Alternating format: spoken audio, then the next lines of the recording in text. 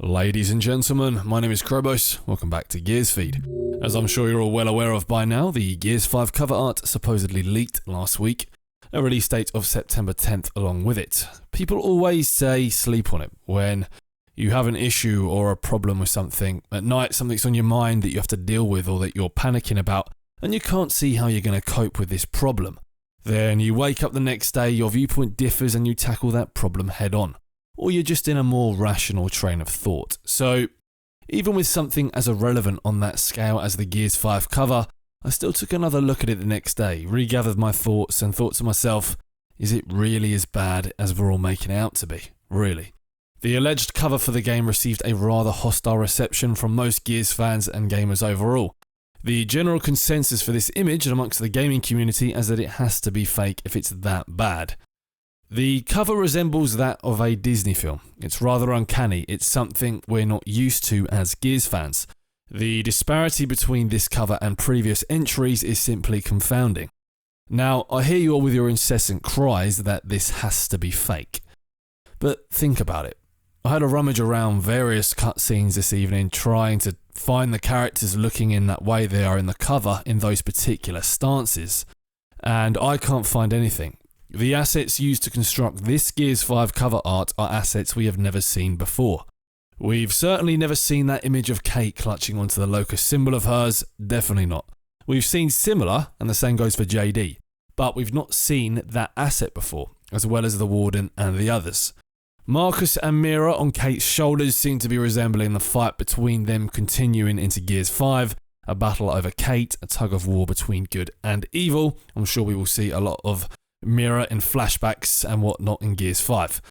Many people have pointed out to me that the dude on the left seems to be some swarm berserker doppelganger. I really don't look forward to facing that. Many of you are claiming this is a fake image because it says Gears 5 and not Gears of War 5. Thing is, many people in the industry, gamers and journalists alike, seem to still be under the impression that Gears 5 is titled Gears of War 5. It's not.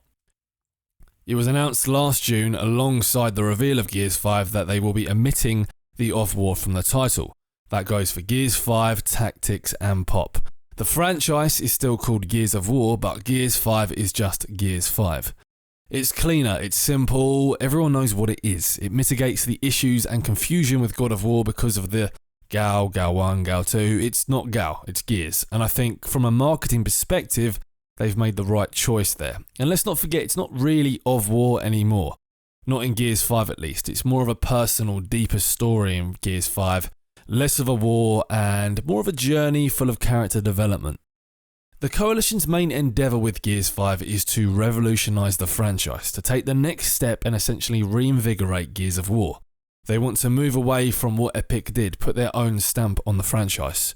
You know, do they want to buy a painting or paint one themselves?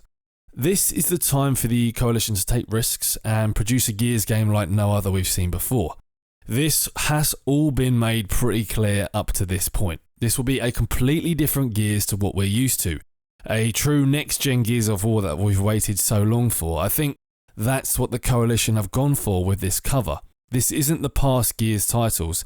This is something new and completely unknown to us as fans of the franchise. And I think that's really exciting. If you're going into E3 with the mindset that it will be a traditional Gears of War title, I think you might be surprised.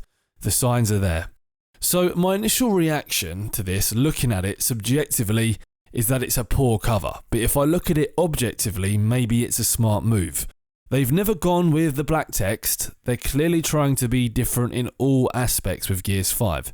And this is a great way to convey that by starting with the cover.